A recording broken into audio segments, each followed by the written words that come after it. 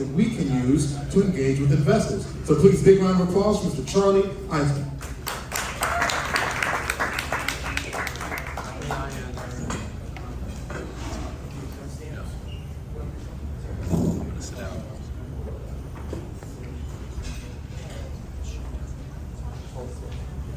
Good afternoon, everybody. First of all, I want to thank, can you guys hear me okay? Yes. You can, all right. I want to thank Kelly and NAHREP for having us here today. We're probably one of the, I would say, one of the top few residential investors in the Washington, D.C. area. We have grown basically from zero into where we are today, and it's taken us quite a bit. Believe it or not, I'm here as a hard money lender, which is a private lender, which pretty much lends out properties to fix and flip investors, buy and hold investors. Some of our competition out there you might know as maybe Washington Capital Partners or Walnut or some of the other private lenders, and that's who our competitors are in the hard money space. We basically started with nothing. We ended up morphing into the private lending space about 12 years ago.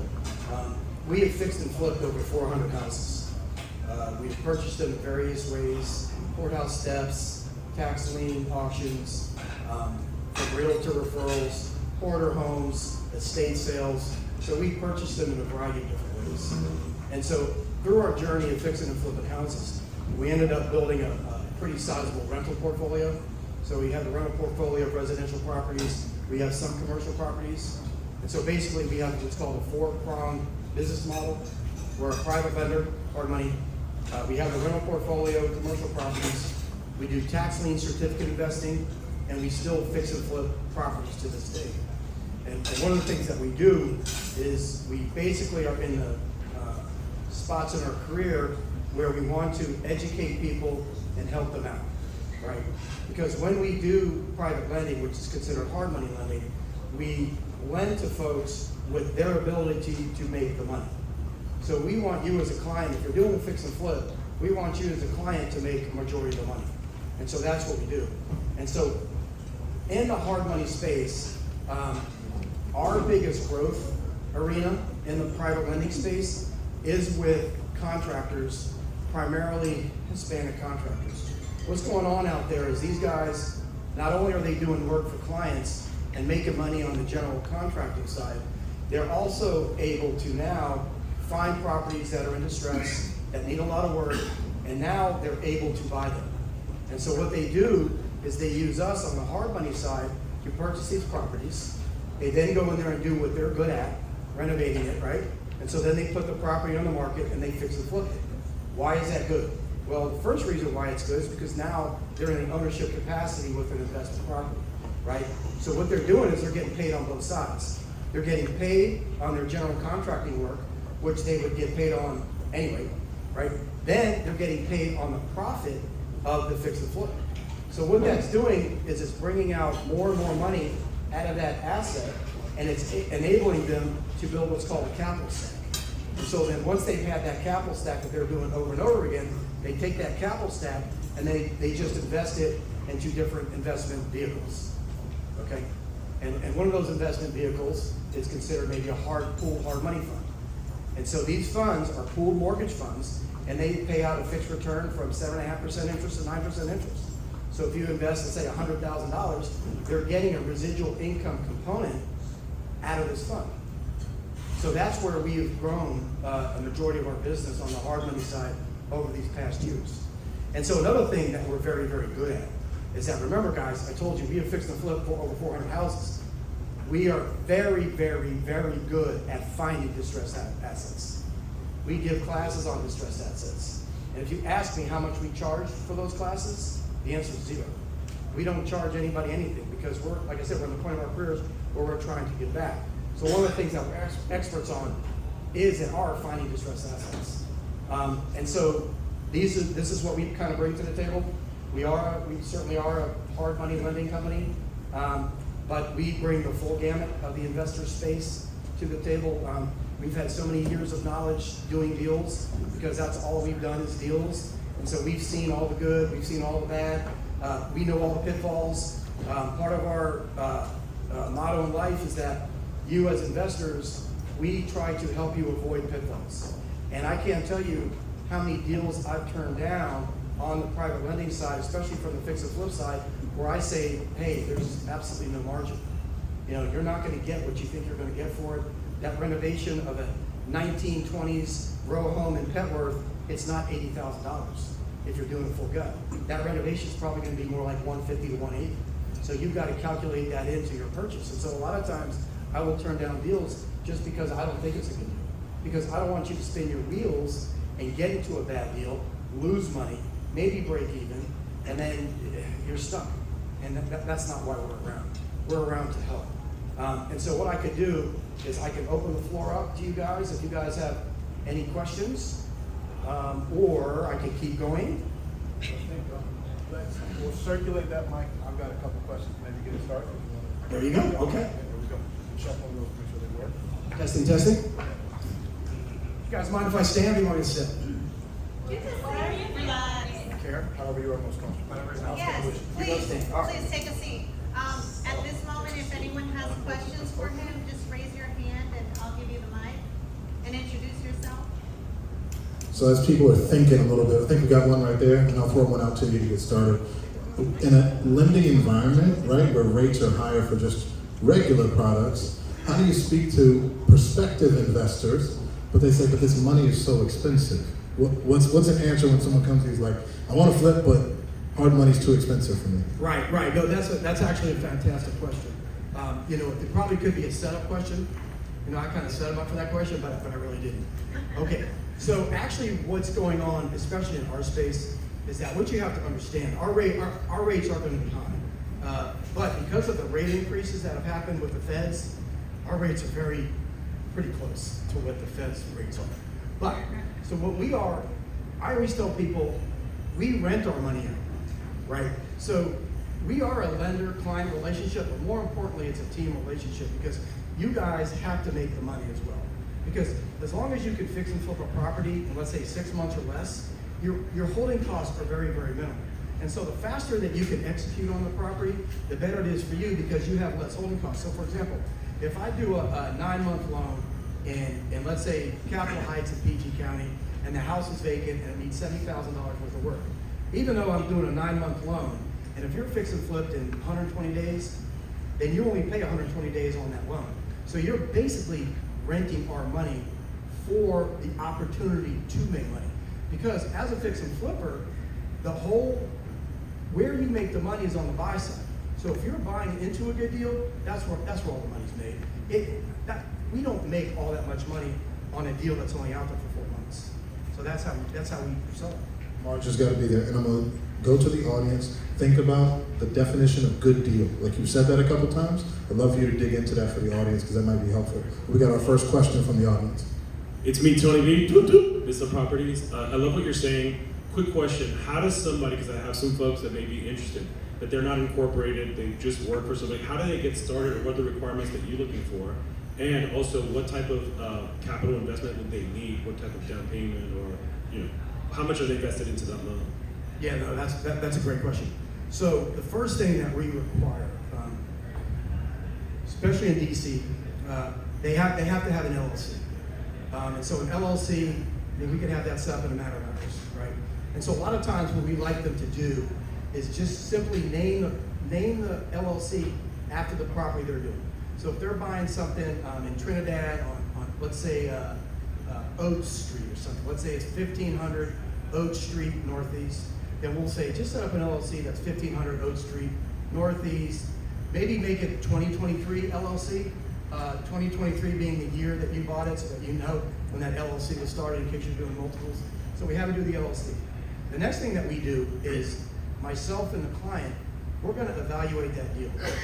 So the amount of money that they need to put down all is dependent upon the after repair value of the asset. So if the after repair value, let's say it's in Pentworth, it's $700,000 is the after repair value price, I'll lend 70% of that number. So I'll lend up to $500,000. So if they're buying that property for $400,000 and they're coming up with $100,000 in renovation, which might be a little low, but if that's what the renovation costs are, and odds are I might give them all $500,000. So all they're coming up with is closing costs and then the cost to carry the loan. So it's all deal specific. So let's say that property wasn't worth $700,000. I thought it was worth $650. You thought it was worth $725. Well, what we're going to do is you're going to pull your own comps. I'm going to certainly pull mine, and then we're going to compare notes. And we're going to get granular on it. We're going to get all the way down to the square footage level. And then we're even going to look at that basement. I'm going to come back to you and say, hey, look, the basement is maybe 800 square feet. It's only a 6.5 foot basement. You're going to have to dig down about 7 or 8 or 12 inches to get that height in the basement, to get that top ARV that you want. Your $100,000 renovation might end up being 130, 140. So we go through that project in its granularity before I ever fund it, because what you have to understand is I don't want to do two things. I don't want to put a loan out there if the project's underfunded, and I don't want to put a loan out there where you have any chance to fail, because we're not in the business to take properties back. We can, and we do, but we're not trying to do that. How do you do disbursements? You do it like? Oh, sure. Okay, so remember I was saying that my growth area right now are a bunch of the general contractors. So what they do is, let's take that same house in Trinidad, Oak Street, and it's a $100,000 renovation. What I'll do is I'll say, hey, you contractor or you client, you're gonna provide me the renovation budget, okay? So you're gonna go through your spreadsheet, and we've got spreadsheets we can provide. I'll give you an idea. And so you're gonna give me that $100,000 in detail, right? And then I'm gonna say, okay, do you want 5 draws of 20,000 or do you want 4 draws of 25,000? So then you're going to take that renovation budget. You're probably going to come to me and say, oh, I want 4 draws of 25,000 because you want the most money quicker, right? So you're going to go ahead and take that $100,000 renovation budget. You're going to convert it into 4 draw milestone schedule of $25,000 each. So what we do is, one of our advantages in the marketplace, and I don't know anybody else who does that, is we do what's called a pre-draw. So once that project is funded and it's got a $100,000 renovation on it and it's vacant, the next day after closing, we're going to ship you out that $25,000 right away to get you started, right? And so you're going to come back and say, okay, draw 1 is going to be, I'm going to demo the property, I'm going to trash it out, I'm going to need to get permits and architecture plans, I'm going to trash it out, I'm going to do all these things for my next 25. Now, where we're really sticklers on this, and matter of fact, we're going to see 2 properties after this in Pembroke, is that once you got your draw 1 money, which is right away, you had better have met your draw 1 milestones or close to it before you get draw 2. Because what that does is that protects us from your ability to execute on the project. Now let's say you're not doing a very good job executing on it. Well, we're not going to not give you your draws. What we're going to do is we're then going to take you by the hand and we're going to help you get that project back on track. Anything else? Up front? I don't need Mike. Good loud. During the renovation period, do you ever defer the interest payments, or does the borrower have to make the payments? That's a good question, and the answer is it all depends. Okay, so remember I was telling you that we loan on the after repair value, the loan to value of the after repair value. And if it's that property I was telling you about in DC, Petworth, not Petworth, but Trinidad, 100 grand renovation, I'll probably max go 70%. Now, remember we said that we're buying it at $100,000 renovation, and I'm lining 500. I'm tied against my 70% wall.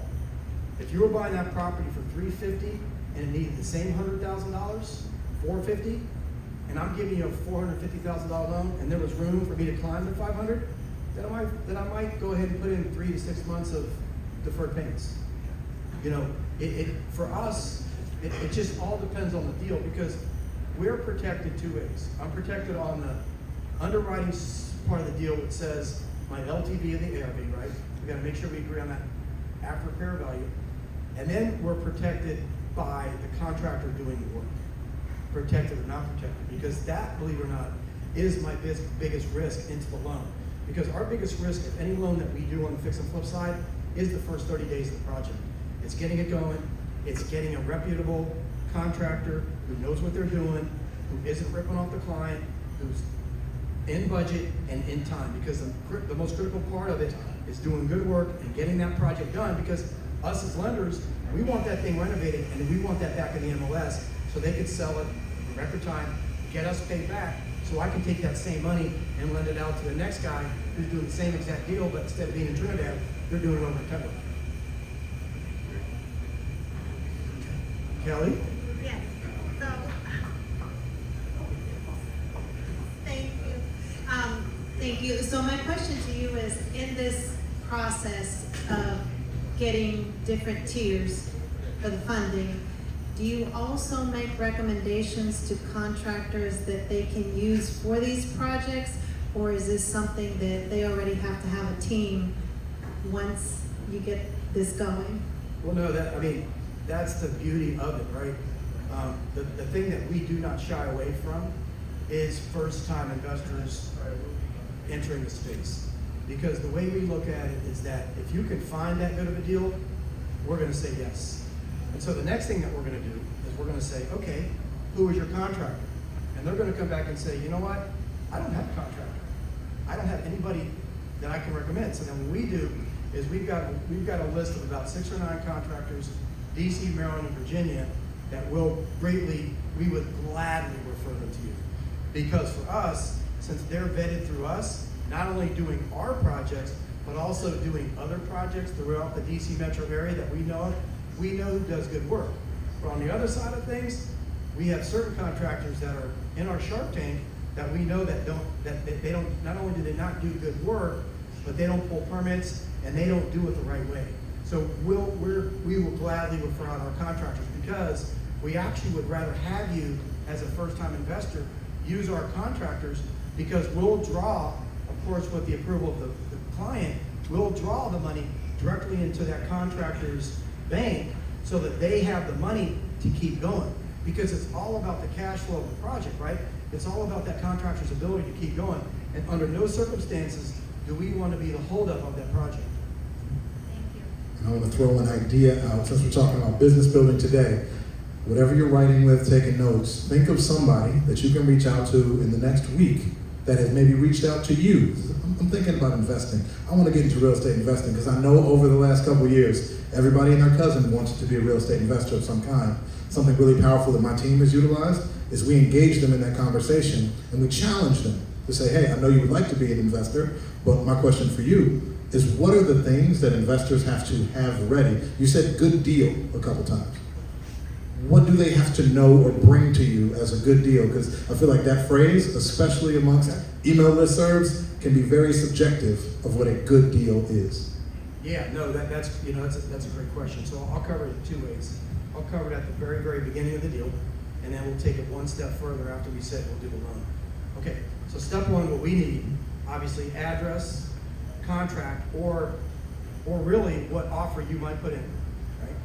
I need to know what you think the ARV is, because this is very critical. I gotta know what you think the ARV is, because I'm gonna tell you what I think the ARV is, and then we're gonna compare notes. And then the other thing I need is it vacant? Is it occupied? I need to know your exit strategy. Is it a fix and flip? Is it a buy and hold? Are you just gonna, and this has happened to us many times, are you just gonna pay us off with mattress money? $50,000 at a clip. And believe it or not, that has happened to us. So I've got to know your exit strategy, and also, if you're a first-time investor, we need to sit down and meet, because I need to understand your end game and what you're trying to do. Are you trying to build generational wealth? Are you trying to fix and flip many times? Are you trying to build a rental portfolio? I need to understand what you're trying to do, because I have to understand how incentivized you are. Okay, you're going to bring all that to me. Okay, if you want to put in an offer, I'm going to go ahead and just give you a proof of funds letter, right, for that particular property, but it better be a decent deal. So especially if it's on the MLS, which we're not fans of MLS properties, because most of the best properties are found off market. We can talk about that in a second if you guys ask a question. Okay, so I need that at the very beginning before we say yes. Once we say yes, we send out a 1-page term sheet. That's it, defining the loan. At that point, I need more stuff from you as an investor. I need your LLC docs, your org docs. We're going to need some sort of, where's Mr. State Farm? He's in here somewhere. He just left. I was about ready to hit him up. But, we need what's called a builder's risk insurance policy to insure us. And more importantly than that, when we go through the title process, I need that title company to produce a title binder. Because even though we're a private lender and we can close things in 1 week or less, mostly, I do need that title binder to make sure that that title is underwritten with the title insurer in case there's a problem with the title. Because one of the things that we do finding properties is, remember, I talked about this thing earlier about estate homes. Well, we're involved in a lot of different estate deals that are either intestate or testate. Some need to be probated. So it is very critical for us to have title insurance against every single loan that we do. Mr. Title Company, there you are back there. It's very important for us to have that because even though we have title insurance, we have made, 3 or 4 different title claims in the last 20 years? Mistakes happen. That's just the nature of the game. So that's what we require from our investors. Thank you. And I'm arguing an important skill set that you mentioned there. You said ARV and LTV a couple times, right? So understanding after renovation value. I've had a bunch of people reach out to me and say, hey, I got a deal. And my question would be like, well, why? Why is it a deal? Well, I think it's good, and here's the address and do the numbers. I think a challenge we have as realtors, when we have clients or people come to us in that way, is empowering them to do that extra level of research and step. And quite frankly, if we're talking about business building, if someone brings you something that they think is a deal, but they don't know how to do anything else, partner with them.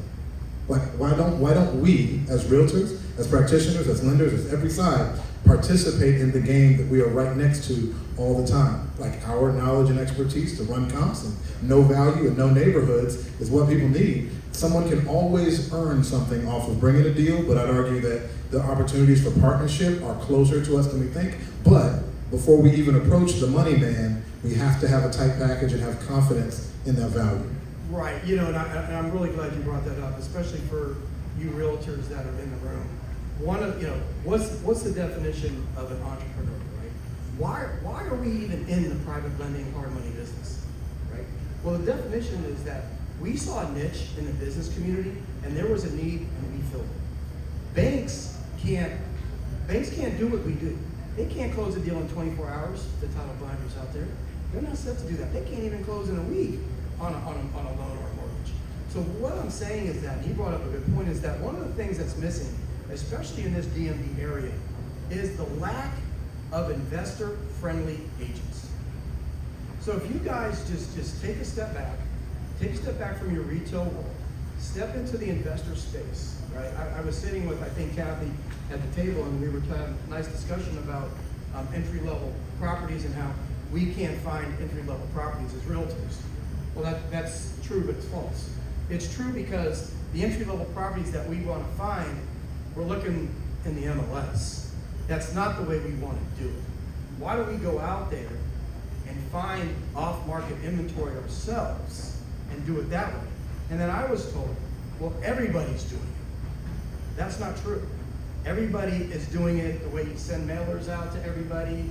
You track the foreclosures, you track this, you track that, but they're not doing it the right way. So they're not doing it the hidden market way. They're not driving and finding vacants and blights and people that don't want it, right? They're not building their off-market list. They're not marketing to their off-market list that's exclusive to them. So this thing basically is called the hidden market. It's the market that actually exists where the sellers just don't know that their house is for sale, but it is. So you've got to build your own list and inherit to you. Just like you guys as realtors, right? What's the one thing that you guys got that it's exclusive to you? It's your contact database. I hope you guys all have contact databases, right?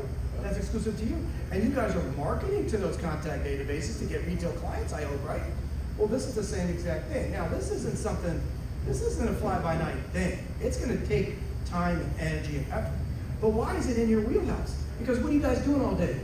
If you're a pretty good realtor, you're probably on the road most of the day, right? And so what are you coming across? You're coming across blighted properties. You're coming across vacant properties. You might not be able to tell if it's a hoarder home, but odds are there's hoarder homes. So those are the kinds of properties that you need to be going after, as well as doing your MLSable searches. And so if you get that reputation as being somebody who's like that and who's a go-getter, now the next question that you guys might ask is you might say, okay, let's say I found a vacant property, it was in an estate, I traced it, I tracked down one of the heirs in Indiana, but I don't know how to make the deal. I don't know what to do next. That's when you reach out to somebody who's experienced with doing that. And you guys will find out. It's not us, but somebody else that's going to. So if they've got something that feels like it might be a good deal, you're open to that conversation. Bring it to them. to JV. Yeah, Sam will get mad at me all the time. And Sam will say, he'll go, man, you are wasting so much time on all these bad deals. You know, that's all I do, literally, all day, is I spend all my time either going to foreclosure auctions, evaluating hard money deals, evaluating fix and flip deals from not the big wholesalers, but my wholesalers that are in my network, the smaller kind of wholesalers, not your Market Pro Homes, not your Four Brothers, not your Express Buyers, not the big guys, but the little guys. So that's all I do. Well, not now, obviously, because I'm here. Is when I'm behind that chair. That's all I do. I'm evaluating deals all day, good or bad. And so for us, you know, if we get 10 deals in, let's say 10 deals on the hard money side, you know, I might turn down 6 or 7 of them just because they're marginal at best. And I don't want you as an investor doing a marginal deal. You're going to get mad at me. You'll probably go somewhere else, but that's the risk it takes. But then, if you do go somewhere else and you do that deal and you break even and lose a little bit of money, I've got a friend for life because I got people coming back to me and saying, hey, you know that advice you gave me on that bad deal? It was right. And I wish I would have listened. I hear that time and time again because we know what the pitfalls are, especially in the fix and flip space. Power lines, major roads, railroad tracks, well and septic, especially a septic field on a house that's been vacant for a year and a half, foundation issues, mold, asbestos.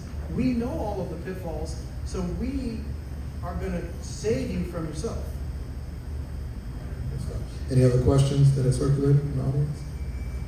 Awesome. Well, again, as a part of a business building conversation, another tool in your toolbox needs to be conversations with investors. Because guess what?